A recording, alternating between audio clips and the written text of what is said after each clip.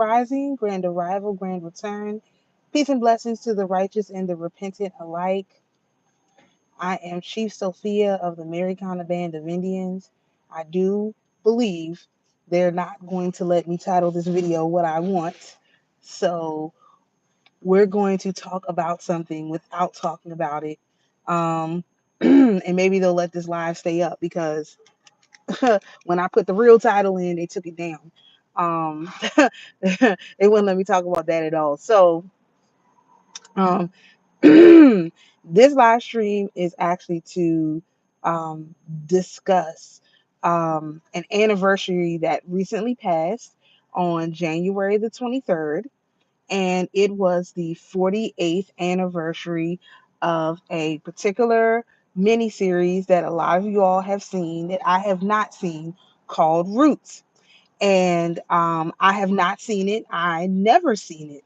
Um, I don't know why I didn't see it, but my mother never forced me to watch that, so I don't have as much vitriol or memory or history or whatever with it as some people do.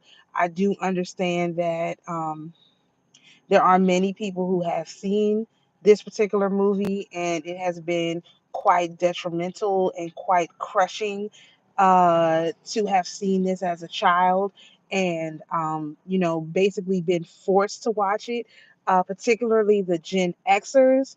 A lot of their beliefs come from this particular movie. And so I just want to have a little brief discussion about its uh, lasting impact and of course the cycle and the fact that now we have been redeemed from that. That's always to try to get on a positive note with these discussions. So if you haven't seen Roots, I'm sure you know about it. And basically what the it was a mini series. I thought it was a movie.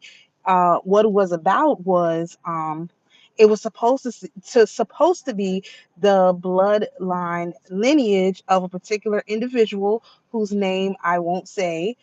So hopefully that this stream will stay up. But you all know, we'll just call him. Ooh, I can't say AH because that's that's a little mustache man. But Mr. H, we'll call him Mr. H.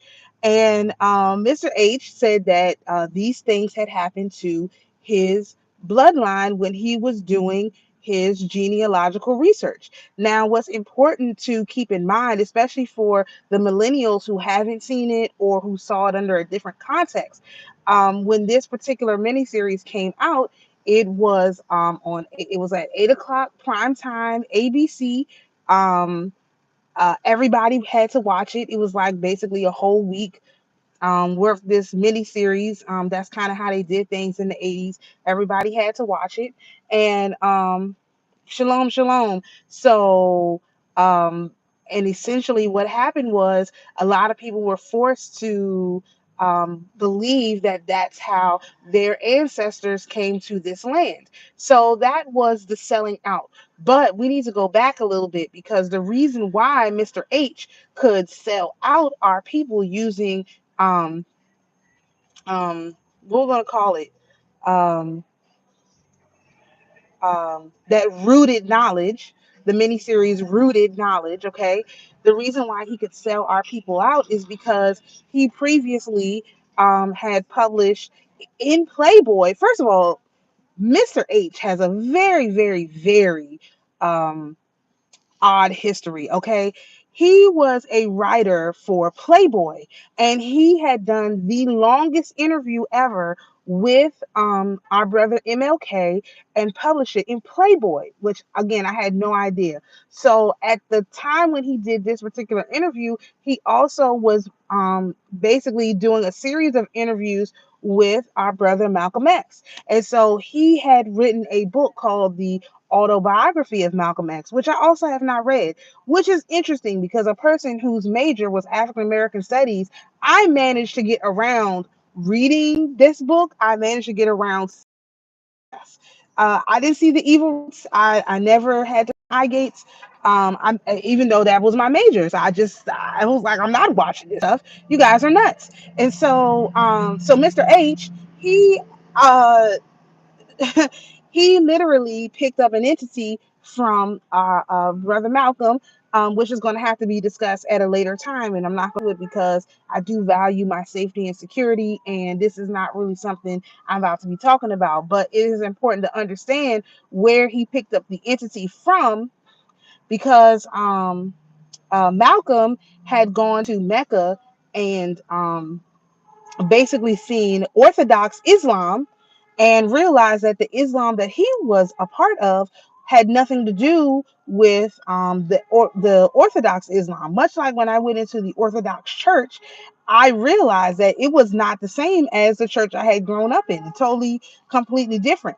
And so that entity needed somewhere to go. He jumped onto Mr. H and then told this whole story about how our people had come across the water and all this stuff, and forced that knowledge into the eye gates of our young people, the Gen Xers, specifically. Now, this ties into another video that I've already done, where I was talking about how the color purple that came out in 2023, right? The color purple that came out in 2023 was tied to the Wiz that came out in 1978. Well, you would be shocked and surprised to hear that, um, again, the anniversary, the 47th or 48th anniversary of Rooted and Grafted, Evil Roots, was on January the 23rd. So that's just a couple days ago. All right, put that aside for a minute, just one moment, okay? Uh, in October of 1978, the most expensive movie ever produced, which was The Wiz, one of the most expensive movies ever produced, which was The Wiz, came out in the theaters on October the 24th, 1978. And I had said in my video about that the when The Wiz came out, based on the astrological notes in the chart, that it was a setup. It was set up to fail. The date it released was a horrible date. It had terrible energy. If you wanted something to fail, you would absolutely present it on that day.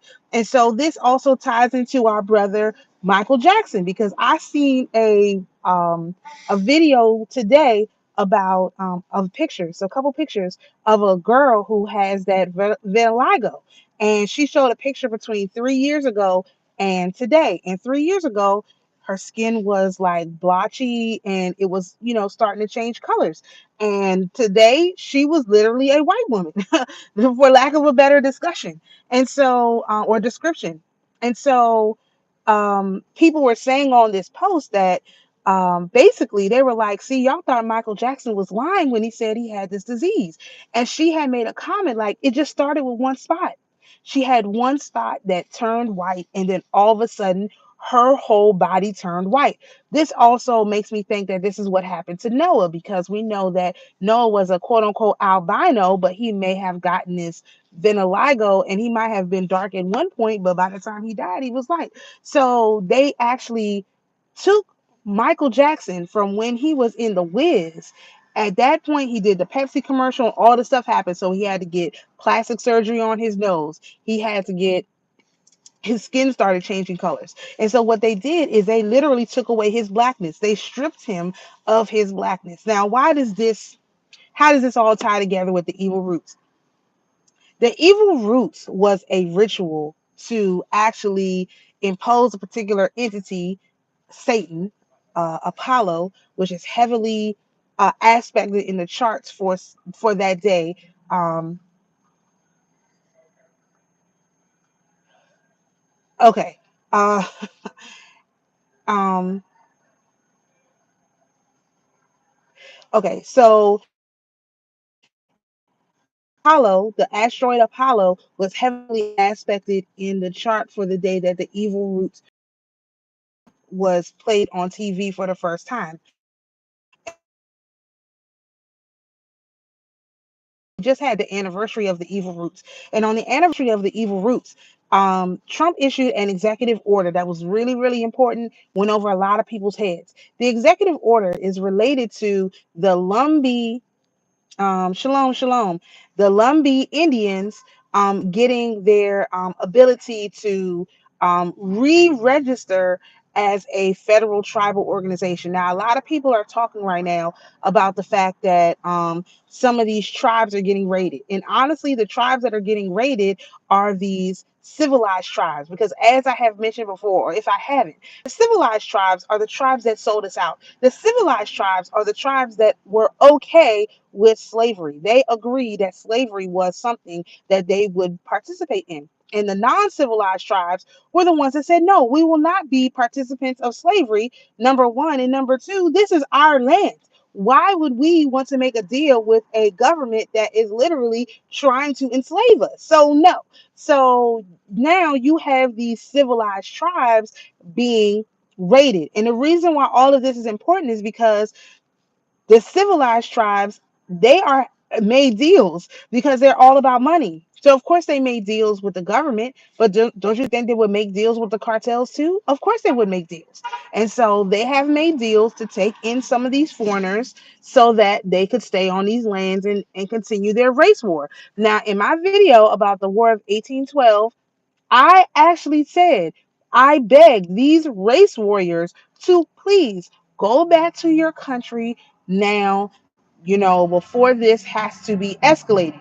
And obviously, these people on these internet streets think that I'm joking.